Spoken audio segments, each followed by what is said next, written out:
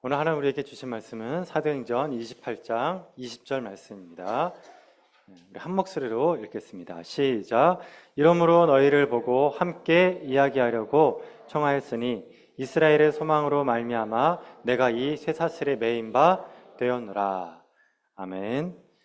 환경이 아닌 본질을 잡으라. 환경이 아닌 본질을 잡으라 라는 제목으로 여러분과 말씀을 나누겠습니다. 어떤 조각가가 비너스같이 아름다운 조각상을 조각하고 있었습니다. 이걸 옆에서 지켜보고 있던 사람이 그 선생님한테 물어봤습니다. 와, 선생님, 어떻게 이 돌덩어리에서 이렇게 아름다운 비너스 같은 아름다운 상을 이렇게 만들 수 있습니까? 저에게 비결을 좀 알려주십시오. 그랬더니 그 조각가가 이랬습니다. 아, 이거 별거 아니에요. 이 돌 있잖아요, 돌. 인간 같지 않은 것만 깎아내면 됩니다. 예, 인간 같지 않은 것만. 하나님도 그렇게 하십니다. 하나님도 우리를 인간 같지 않은 것들을 깎아내십니다. 그게 복음이에요. 그래서 저는 믿음이 있어요. 왜냐하면 자연석, 다듬어지지 않은 사람을 데리고 와도 하나님이 그 사람을 조각한다는 거예요. 어떤 사람으로? 사람 같은 사람으로, 인간 같은 사람. 예수님이 누구냐? 참 인간이셨습니다. 또 동시에 참 하나님이셨어요. 그러니까 야, 어떻게 하면 우리가 인간다운 삶을 살 수 있을까? 누굴 보면 된다고요? 예수님을 보면 돼요. 복음이 뭡니까? 복음이 예수님이에요. 복음이 예수님이라고요. 그러니까 우리는 예수님을 닮으면 참 인간이 되는 거예요. 그래서 복음은 우리를 인간답게 만든다는 겁니다. 하나님은 이 세상을 말씀으로 창조하셨잖아요. 말씀으로. 그렇기 때문에 지금 이 순간에도 하나님은 우리를 조각하실 때 뭐로 조각하시느냐? 성령님과 말씀으로 조각하세요. 한 사람 한 사람을. 자, 그러면 하나님은 바울을 어떻게 조각하셨는지 그 말씀이 나오는데 먼저 PPT 첫 번째를 보겠습니다. 여기 보면 사도행전에 보면 하나님이 바울에 대한 말씀이 있었습니다. 자, 세 가지 말씀 같이 한번 읽겠습니다. 시작. 주께서 이르시되 가라, 이 사람은 내 이름을 이방인과 임금들과 이스라엘 자손들에게 전하기 위하여 택한 나의 그릇이라. 그가 내 이름을 위하여 얼마나 고난을 받아야 할 것을 내가 그에게 보이리라 하시니. 자, 이 말씀, 첫 번째 말씀이 사도행전 9장에 바울이 부르심 받았을 때의 말씀이에요. 이 말씀으로 하나님은 바울의 인생을 조각하신 거예요. 자, 그런데 어때요? 하나님 말씀하시면 말씀하신 것을 성취하시잖아요. 어떻게 성취됐습니까? 이방인 됐죠? 임금들, 아그리빠 왕 재판받았을 때 왕, 그 다음에 또 로마 황제에게, 또 이스라엘 자손에게 예루살렘 갔었잖아요. 이것을 위한 뭐라고요? 나의 그릇이라. 주는 토기장이 나는 진흙. 그쵸? 주님 우리를 빚으신다는 거예요. 하나님의 사람으로 빚어 나간다는 거예요. 그래서 하나님의 사람으로 빚어 나가는 건 여러분, 이건 평생의 과정이에요. 평생의 과정. 내 겉사람은 후패하나 내 속사람은 어때요? 날로 새로워지는 거예요. 날로 새로운 그릇이 되어져 가는 거예요. 뭘 담는 그릇이 되는 거죠? 예수 그리스도.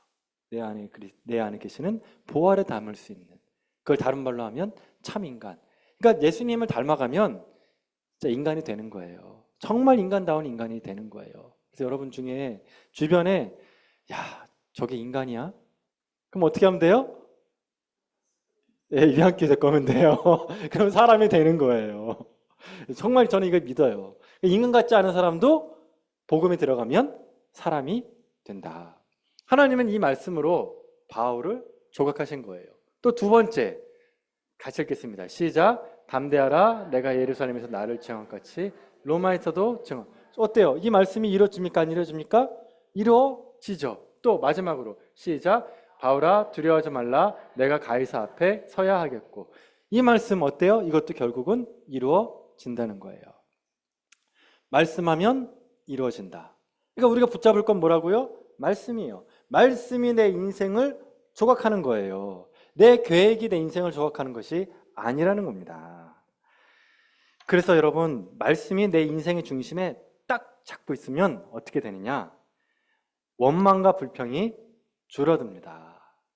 말씀의 중심에 딱 잡으면 원망과 불평이 싹 줄어들어요. 그러니까 거꾸로 얘기하면 내가 원망과 불평이 계속 나온다. 그러면 내 마음에 뭐가 없는 걸까요? 말씀이에요. 그게 시편 말씀이잖아요. 그렇죠? 복 있는 사람은 주야로 말씀을 묵상하죠. 그런데 묵상하지 않으면 어떻게 돼요? 바람에 나는 겨처럼 움직인다는 거예요. 그래서 여러분 인생 살다 보면 마음이 막 이렇게 흔들릴 때가 있어요. 막 예? 갑자기 나도 모르게 그냥 인생이 허무해질 때가 있어요.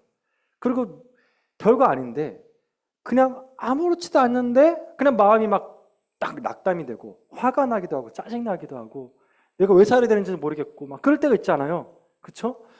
그러면 여러분 뭘 잡아야 돼요? 예, 많은 곳에서는 이럴 때 뭐 하느냐면 호흡에 집중해라 이렇게 하기도 하고 예, 좋은 노래를 듣기도 해라. 또 어때? 좋은 카페에 가기로 해라. 또 맛있는 거 먹어라. 별의별 방법들을 다 쓴단 말이죠. 근데 우리의 처방은 뭐예요? 기독교인의 처방, 하나님의 처방은 뭐라고요? 말씀이에요. 말씀의 중심을 잡는 거예요. 저는 이거 정말 믿어요. 제가 오늘 설교의 핵심인데 이게 핵심이에요. 정말 많은 시험이 있어요. 정말로. 수없이 많은 시험이 하루에도 12번씩 오지만 그때 딱 중심을 잡는 거예요. 말씀으로. 그러면 여러분 원망과 불평이 사라져요. 이걸 제가 어떻게 설명해야 될지 정말 고민입니다. 지금 제가 설교하면서 고민이에요. 이거는 여러분 개념이나 논리가 아니라 진리의 말씀이에요. 그러면 거꾸로 여러분, 거꾸로 내 마음에 자 불평과 원망의 반대말은 뭘까요? 반대 정서. 감사죠. 감사예요. 감사와 찬양이에요. 그러면 감사와 찬양이 넘쳤다는 것은 뭐가 잡혔다는 뜻일까요? 말씀이 잡힌 거예요. 그래서 제가 교회 올 때 늘 그런 기도를 드렸어요. 여러분 우리 아침에 오면 우리 집사님 두 분이서 찬양을 아름답게 하지 않습니까? 네, 너무 멋지지 않습니까? 네, 멋지게 찬양하는데 이 찬양할 때 기타 칠 때 제일 먼저 하는 게 뭐예요? 조율이죠. 튜닝 하잖아요. 조율이죠. 저는 인생에 있어서 똑같다고 봐요. 인생의 아름다운 연주를 할 때는 반드시 영혼의 튜닝을 해야 된다. 그 주일 예배가 뭐냐? 튜닝하는 시간이에요. 늘어나고 땡겨졌던 그런 내 영혼의 텐션을, 마음의 텐션을 다시 쪼이고 풀어주는 게 바로 주일 예배다. 내가 하나님 앞에 서면 내 영혼이 튜닝이 되는 거예요. 그러니까 막 내 영혼이 막 밸런스가 무너졌다. 그럼 다시 말씀으로 돌아가는 거예요. 내 영혼이, 내 마음이, 내 행동이 불평과 원망이 막 나와요. 그럼 뭐 할 시간이다? 튜닝할 시간이다. 말씀으로 튜닝할 시간이라는 겁니다. 자, 하나님께서 이스라엘 백성들을 출애굽시켰습니다. 신분이 바뀌었죠. 신분이 바뀌었지만 여전히 그들의 마음속에는 원망과 불평이 가득했어요. 그런데 이 원망과 불평이 가득했던 이스라엘 백성들이 뭐 때문에 원망과 불평을 했을까? 여러분, 하나님께서 의식주 문제를 다 해결해 주시면 우리의 마음은 원망과 불평이 있을까요? 없을까요? 있어요. 제가 예전에 제 경험인데 이겁니다. 제가 교통사고가 나서 병원에 입원했는데 뼈가 부러진 거예요. 교통사고 나서 뼈 부러지면 엄청 고통스럽잖아요. 근데 뼈가 부러져 너무 막 아파가지고 잠이 안 오는 거예요. 그래서 그때 무슨 기도는 주님, 죽겠습니다 정말. 이 통증만 걷어가 주시면은 제가 살 것 같습니다 주님. 정말 주님 살려주십시오. 이 통증만 어떻게 좀 해주십시오라고 간절히 기도했더니 통증이 없어졌어요. 자, 그러면 제가 살 것 같다 그랬잖아요. 자, 그 다음은 제가 어땠을까요? 똑같아요. 또 다른 것 때문에 주님, 이것만 없어지면 제가 살 것 같습니다. 또 그러는 거예요. 그러면 그 뒤로는 저는 어떻게 했을까요? 이것만 해결해 주시면, 그래서 이 요것만이 끝이 없구나. 산 넘어 산이구나. 자, 여러분 민수기에 보면 하나님께서 그들에게 만나와 메추라기를 주셨어요. 그리고 또 그 옷과 신발이 해지지 않도록 하셨다 그랬어요. 의식주 문제를 완벽하게 해결해 준 거예요. 낮에는 더울까봐 구름 기둥으로, 밤에는 추울까봐 불 기둥으로 임재해 주셨다고요. 그 백성들이 하는 게 뭐예요? 걸어가면 돼요. 걸어가면. 그러니까 하나님이 정말 얼마나 감사한지 살찔까봐 걷게도 해주신 거예요. 예? 러닝머신도 허락해 주신 거예요. 모든 것이 다 완벽했단 말이에요. 그런데 백성들이 거기에서 불평하는 거예요. 무슨 불평이요? 놀랍게도 여러분, 세 개를 못 먹어서 부추 못 먹는다. 그 다음에 파를 못 먹는다. 마늘을 못 먹는다. 요거 먹고 싶어서 어떻게 했냐면 통곡했다가 나와요. 눈물을 흘렸다. 울 것 같다. 울었다 그 얘기예요. 그래서 여러분, 우리 유한교회에 아직 결혼 못하신 우리 청년들 계시는데, 여러분 다른 분들은 다 몰라도 여러분 절대 불평하는 자매하고는 결혼하지 마시길 바랍니다. 너무너무 고통스러워요. 평생 고통스럽습니다. 원망하고 불평하는 건 여러분 정말 주님이 은혜 주지 않으면 절대 바뀌진 않아요. 인간이 절대 안 바뀌어요. 감사하는 사람하고 결혼해야 돼요. 감사하는 사람으로. 자, 어떤 분이 천국에 갔다 왔습니다. 천국에 갔다 와가지고 이제 있는데 친구가 물어보면, 야, 천국 어땠냐 했더니, 좋았냐 했더니, 아휴, 한숨을 푹 쉬면서, 천국 별로야 별로. 재미가 없어. 왜 재미가 없는데? 매일 예배야. 매일. 너무 재미없어. 그런데 있잖아, 내가 천국에서 아주 희한한 동네를 봤어. 저 밑에 동네를 봤는데 거기 좀 다르더라고. 사람들이 불 다 꺼놓고 불이 번쩍번쩍하면서 파닥파닥 뛰어. 그러면 막 소리를 지르면서 막 좋다고 막 뛰어다니는 거야. 야, 나 다음에 가면 거기 한번 가야겠다. 그럼 거기가 어디예요? 지역이죠. 팔딱팔딱 뛰잖아요. 뜨거워가지고. 예. 그러니까 체질이 어때요? 예배 체질이 아닌 거예요. 여러분. 그러니까 내 마음속에 감사가 없으면 그 사람은 천국에 갔다 놔도 뭐 한다고요? 불평할 사람이에요. 천국에 갈 때 불평한다니까요. 내가 이 문제만 해결되면 천국 같아질 거다. 내가 이 문제만 해결되면 내가 살 것 같다. 하지만 여러분 돌아보십시오. 여러분 인생에 수없이 많은 인생의 고비가 있었지만 그거 넘기고 나면 또 어떻습니까? 내 마음속에 원망하고 불평하는 마음은 여전히 있다고. 그러니까 그거는 여러분 환경이 바뀐다고 해서 바뀌는 것이 아니에요. 내 마음은 환경이 바뀐다고 해서 바뀌는 것이 아니다. 그러면 내 마음은 언제 바뀌느냐? 뭐로 바뀐다고요? 말씀으로. 은혜로 바뀐다는 겁니다. 그래서 여러분, 감사할 게 있어야 감사하지. 이렇게 얘기하는 분 있잖아요. 예, 여러분, 그러면 기도해 주세요. 감사할 게 있어야 감사하는 거는 하나님의 마음이 아니에요. 감사할 수 없는 상황에서도 감사하는 거예요. 왜죠? 믿기 때문에. 믿으면 감사하는 거예요. 그래서 믿음의 꽃이 감사한 거예요. 예.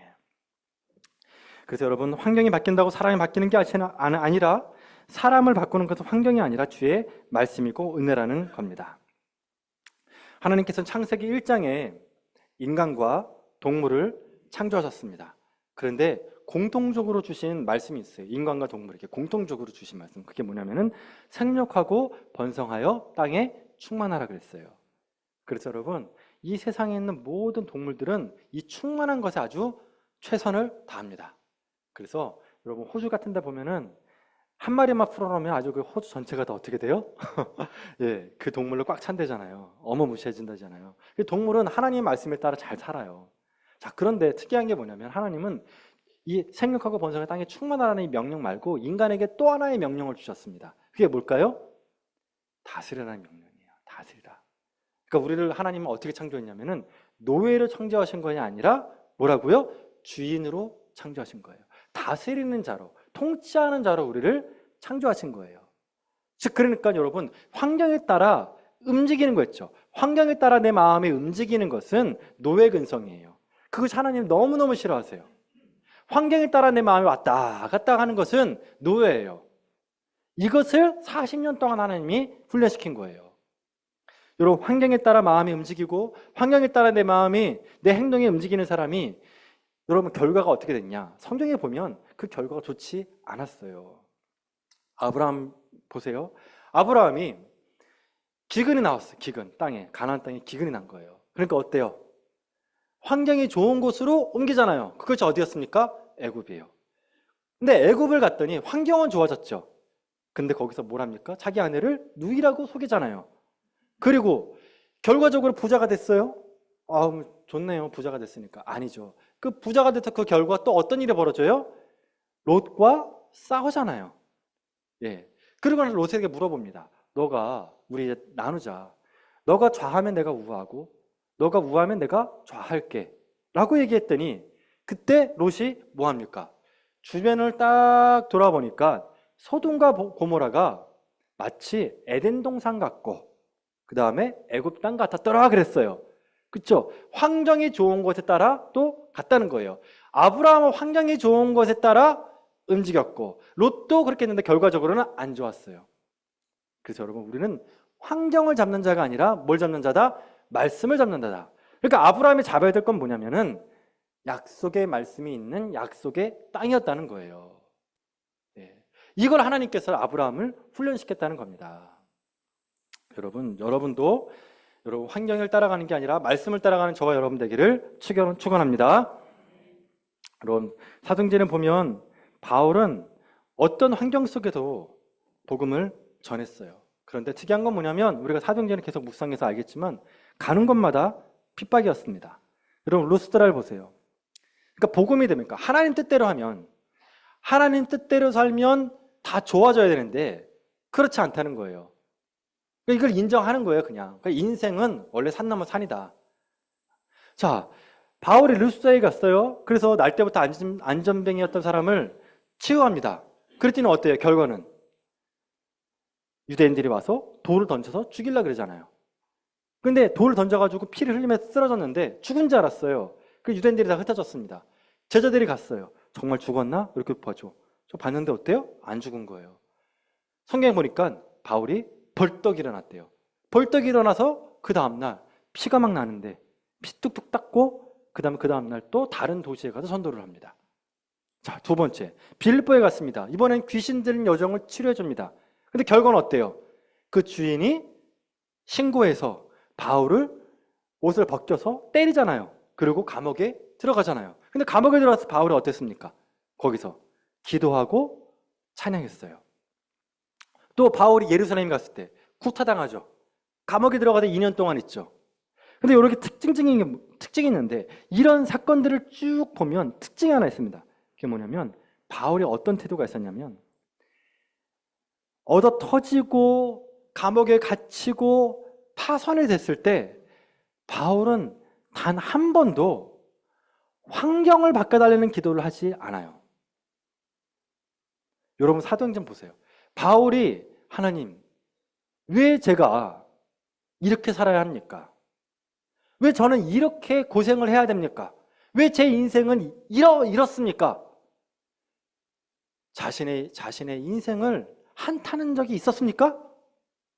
없어요. 환경을 바꿔달라고 기도한 적이 있습니까? 없습니까? 없다니까요, 여러분. 바울은 그런 기도를 한 적이 없어요. 그게 정말 놀라운 일이에요, 여러분. 그러면 바울은 왜 그랬다고요, 여러분? 사도행전 20장 24절. 나의 달려갈 길과 주 예수께 받은 사명, 그 하나님의 은혜 복음을 증거하는 일은 나의 생명을 조금도 귀한 것을 여기지 아니하노라. 내가 무엇을 위해서 내가 왜 살아야 되는지 한 분명한 이유와 목적이 있었기 때문에 그런 것들은 내 주변에 있는 환경들은 보이지 않는 거예요. 보이지 않는 거예요. 저는 이거를 뭐라고 보냐면은 전시 모드라고 봐요. 전시 모드. 평시 모드가 있고 전시 모드가 있는데 평시 모드는 지금 이런 상황이에요. 전쟁이 없는 시대예요. 여러분 전쟁이 없는 시대에 여러분이 아침에 일어나면 뭘 합니까? 씻죠. 그다음 옷을 입죠. 그다음에 얼굴이 어때요? 칠하잖아요. 얼굴 칠하잖아요. 그다음 옷도 막 아름답게 입고 나가잖아요. 그럼 여러분 전쟁이 났을 땐 어떻게 했을 것 같아요, 여러분? 만약에 내일 전쟁이 났다. 그럼 어떻게 할까요? 예? 전쟁 나면 옷 갈아입고 얼굴 치장할 시간이 있습니까? 없습니까? 없죠. 여러분 우리 얼마 전에 갑자기 문자 왔었잖아요. 예? 문자 왔을 때 예, 막 지진도 있고 막 그다음에 막 또 하여튼 문자가 왔을 때 그때 제일 먼저 있었던 게 뭐냐, 사람들 라면 사재기였어요. 라면 사재기. 예, 그때 편의점 한 사람들이 다 뛰어간 거예요. 라면 사야겠다고. 큰일 났다고 지금. 이제 못 돌아다닌다고. 그쵸? 이게 전쟁 모드, 전쟁 모드. 성경을 봤을 때 우리가 공감이 안 되는 이유가 있어요. 근데 사도 바울이 왜 이렇게 살았는지 이해가 안 될 때가 있어요. 그 왜 그러냐면 여러분, 사도 바울의 마음은 전쟁 모드예요. 전쟁 모드. 영적 전쟁 모드예요. 그러니까 내 주변에 있는 이런 어려움이나 환경들이 별로 보이질 않아요. 예를 들어 이런 겁니다, 여러분. 전쟁터에 군인이 나갔어요. 전쟁터에 군인이 나가 총을 막 쏘다가 막 그리고 전쟁이 딱 끝났잖아요. 그러면 자기 몸을 돌아본대요. 그럼 그때 여기 피 흘리고 있어. 총이 맞은 거예요. 그러니까 전쟁에 나가서 전쟁을 할 때는 자기 몸에 총알이 스쳐 지나가고 막 무릎 깨지고 피 흘려 그래도 못 느낀대요. 그러니까 웬만큼 다친 건 느끼질 않는 거예요. 근데 전쟁이 다 끝났을 때 그때 이제 통증이 밀려오는 거예요. 이게 모드의 차이예요, 모드. 평상시의 모드는 평화 모드일 때는 별거 아닌 것 때문에 우리 마음이 상해요. 진짜 별거 아닌 것 때문에 마음도 상하고 몸도 상하고 막 그래요. 근데 전쟁 모드로 사람이 바뀌면 웬만한 건 어때요? 다 무시한다. 그러니까 이게 아마 사도 바울의 삶과 우리의 삶에 이런 차이가 있기 때문에 우리가 묵상을 할 때 느낌이 좀 다른 게 아닌가라는 생각을 하게 됩니다. 그러니까 제가 여러분께 권면드리고 싶은 거 있어요. 그게 뭐냐면 우리가 살아가는 모든 삶이 있잖아요. 그걸 볼 때 내가 정말 작은 것들에 괴로움을 당한다면 내가 마음이 너무 높아진 거예요. 내 마음이 너무 평화 모드로 있는 거야. 바꿔야 돼. 영적 전쟁 모드로 바꿔야 돼요. 이건 시험이야. 이건 시험이야. 막 문제가 막 일어나요. 막 정말 죽을 것 같은 문제가 일어나요. 그럼 여러분 그때 어떻게 하세요? 이쪽에서 부정적인 감정이 막 일어나면 여러분 어때요? 나도 모르게 끌려가요. 맞죠? 이쪽에서 부정적인 감정이 일어나면 나도 모르게 부정적인 감정이 끌려간다니까요. 여러분 그때 어떻게 해야 되느냐? 전쟁 모드로 바꿔야 돼요. 영적 전쟁 모드로 바꾸는 거예요. 기도하는 거예요. 주님, 제 마음을 지켜주옵소서. 제가 저 원망과 불평의 모드로 가지 않게 하여 주옵소서. 여러분 원망과 불평 있죠? 그 끝에 제가 보니까 잘 관찰해 봤어요. 원망하고 불평하는 사람은 마지막에 뭐 할까? 뭐 할까 여러분? 원망하고 불평하는 사람들을 잘 보면 맨 마지막에 하는 일이 있어요. 울어요, 울어. 신세 타령한다니까요. 난 내 인생은 왜 이래? 난 너무 불행한 사람이야. 하나님도 원망하고 주변 사람 원망하고 맨 마지막에 뭐냐면 자기 자신의 인생을 원망해요. 운다니까요. 그럼 어때? 내 마음이 움직이죠? 동한다고요. 막 안타까워하면 괜찮아요. 안 죽어. 괜찮아요. 여러분. 그런데 마음에 쓸리면 안 돼요. 그때 어떻게 되냐면 그런데 내 마음에 쓸려가면 같이 나도 원망하게 되고요. 불평하게 되고 나 똑같이 인생이 불쌍해져요. 나도. 여러분 모세가 참 대단했던 게 뭐냐면 그렇게 막 60만 명이 120만 명이 통곡을 하고 울 때 그때마다 모세가 뭐 했냐면 엎드렸다고 나와요. 맞죠? 성경 엎드렸다. 그게 엎드렸다는 게 왜 그랬을까요, 여러분? 뭐 했다는 뜻일까요, 여러분? 기도했다는 거예요, 여러분. 그때 거기에 내가 휩쓸리지 않겠다는 뜻이에요, 여러분. 내가 그 사람들의 원망과 불평과 자기 연민에 나는 그렇게 빠지지 않겠다는 거예요. 그러니까 엎드렸다는 거, 하나님 앞에서. 하나님 어떻게 합니까?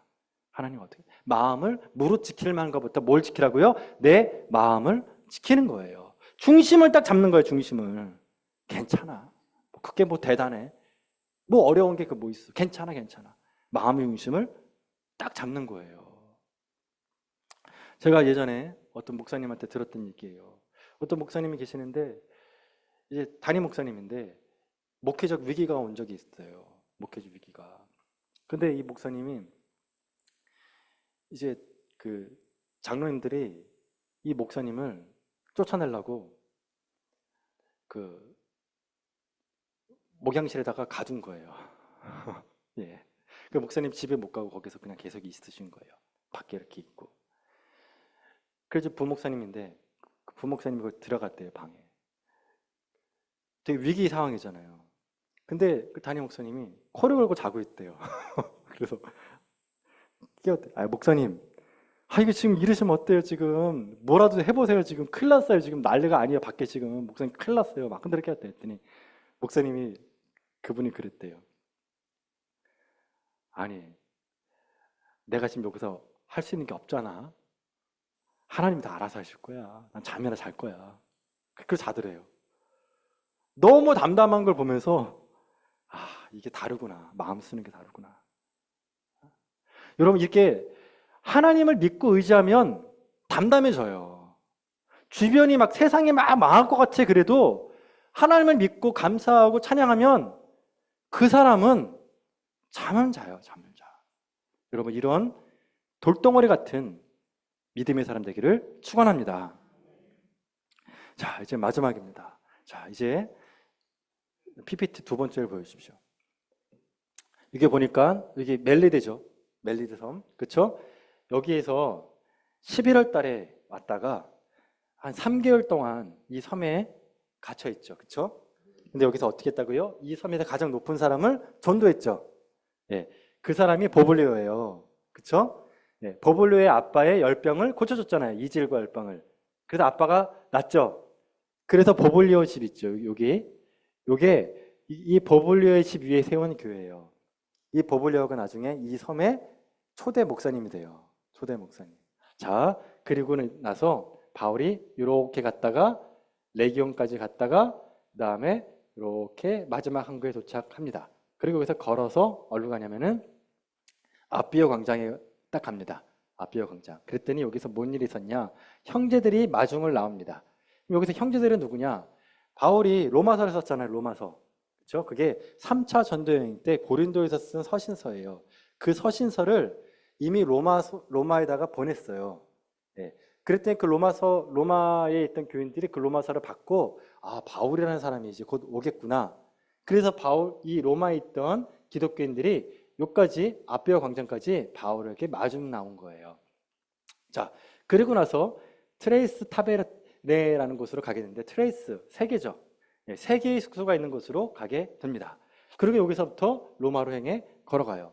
그런데 여러분, 이거 성경책에 이렇게 길게 나오거든요. 이게 왜 이렇게 길게 나왔을까요, 여러분? 이유가 뭘까요? 그 이유가 있는데, 그게 뭐냐면, 요 길, 트레이스 아베오 광장, 이게 뭐냐면, 황제가 로마에 입성할 때 가는 길이래요. 그래서 시저나 클레오파트라가 요 길을 통해 로마에 들어갔대요. 그러니까 황제가 가는 왕의 길인 거예요. 즉, 그 얘기 뭐냐면, 누가가 이걸 자세히 쓴 이유가 뭐냐면은, 이제 로마에 누가 간다? 복음이 들어간다. 요거를 지금 빗대어 얘기해주고 있는 거예요. 자, 그렇게 해서 로마에 황제가 들어가듯 사도 바울의 복음이 들어간 거예요. 자, 그런데 이 로마에 들어갔을 때 어디로 가요? 감옥에 들어갑니다. 근데 여기 좀 재밌는 게 있죠. 감옥인데 여러분, 여기에 사람이 있고 바울이 있죠. 그렇죠? 그러면 감옥은 감옥인데 왜 이렇게 나왔을까요? 네? 자, 우리 말씀 볼까요? 거기에 보면은 한 사람, 감옥에 가지 않고 한 사람과 바울을 함께 새방에 있게 했다 그랬어요. 그렇죠?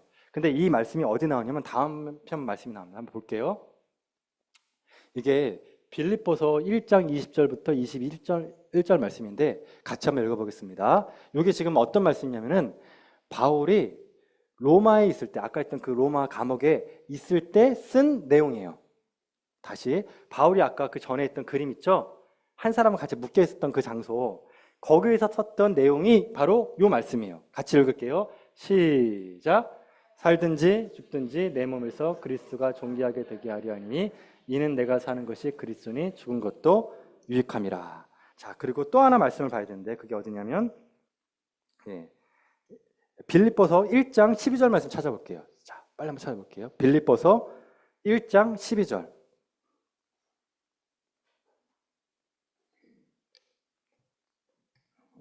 빌립보서 1장 12절 말씀. 같이 한번 12절 13절 읽겠습니다. 시작. 형제들아, 내가 당한 일을 도리어 복음 전파의 진전이 되는 줄을 너희가 알기를 원하노라. 이러므로 나의 매임이 그리스도 안에서 모든 시유대 안과 그 밖의 모든 사람에게 나타냈으니. 거기 보면 나의 매임이 어디에다 드러났다 그러죠? 시위대 아니죠. 요 시위대 안이라는 게 뭐냐면요. 예, 황제의 친위대가 있는 곳이에요. 다시 뭐라고요? 시위대 안이라 뭐라고요? 황제의 친위대가 있는 곳이에요. 당시 황제의 친위대가 한 10,000명 정도가 있었는데 이 10,000명 정도가 있는 곳이 바로 시위대 안이에요. 근데 이곳에는 이 친위대만 있었던 게 아니라 그의 가족들도 같이 살았어요. 근데 이 친위대가 얼마나 이 로마에서는 아주 권력이 있었냐면 황제를 갈아치울 수 있을 만한 정치력이 있었어요. 그러니까 아까 다시 그 그림으로 가면 예, 두 번째 그림 있잖아요. 그러니까 지도, 예, 지도 그림 가주시겠습니까? 요 사람이 누구라고요? 그러면요, 예, 친위대 대원이에요. 이 친위대 대원은 아무나 될 수 있는 게 아니에요. 예, 이 사람들을 하나님이 어떻게 했다? 만나게 해주셨어. 고위 공직자와 있게 했다. 근데 여기 보면 팔에 어때요? 팔에 쇠사슬이 매 있죠. 쇠사슬에 한 사람이 이렇게 딱 묶여 있단 말이에요. 자, 그럼 바울이 화장실에 갈 때도 같이 가고 잠잘 때도 같이 자고, 그쵸? 그럼 이 사람은 바울과 어떻게 했을까요? 좋든지 싫든지 복음을 들어야 되는 거예요. 이게 물어봤을 거 아니에요. 왜 들어왔습니까? 그러면 쭉 얘기를 하겠죠. 내가 이런 일이 있어 이런 일 해가지고 복음 때문에 그랬습니다. 그럼 이 사람이 계속 24시간 지키는 게 아니겠죠. 좀 있으면 또 바꾸겠죠. 당번 있으니까.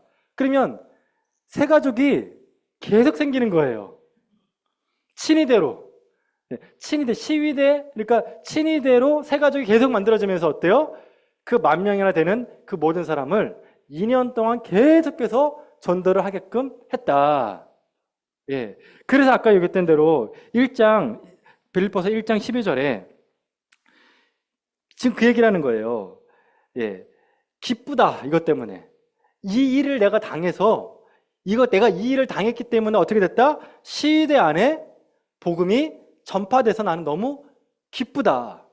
그 얘기예요. 그러니까 환경에 대한 얘기를 하는 게 아니죠. 환경 바꿔달라는 게 아니라고요. 이런 환경 때문에 오히려 복음이 증거되니까 얼마나 좋냐, 기쁘냐. 그래서 여러분 빌립보를 무슨 서신이라고 부릅니까? 기쁨의 서신이에요.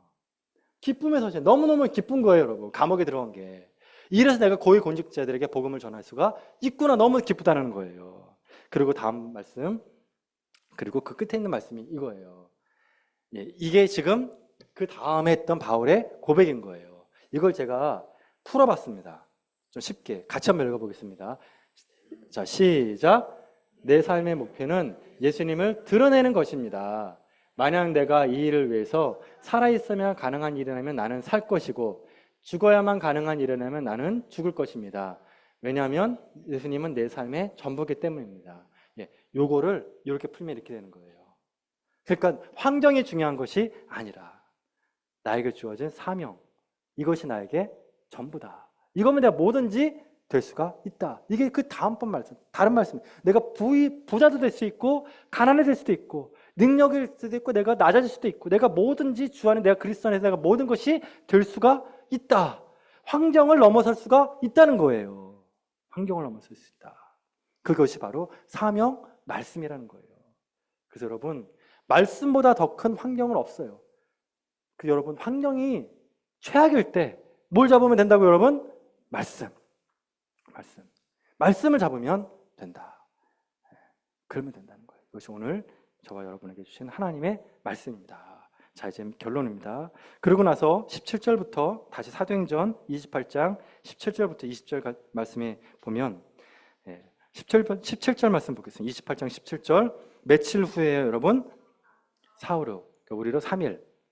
3일 후에 유대인들 중에서 가장 높은 사람을 청합니다. 그리고 나서 20절 말씀, 그들에게 어떻게 해요? 유대인들에게 소망을 얘기해요.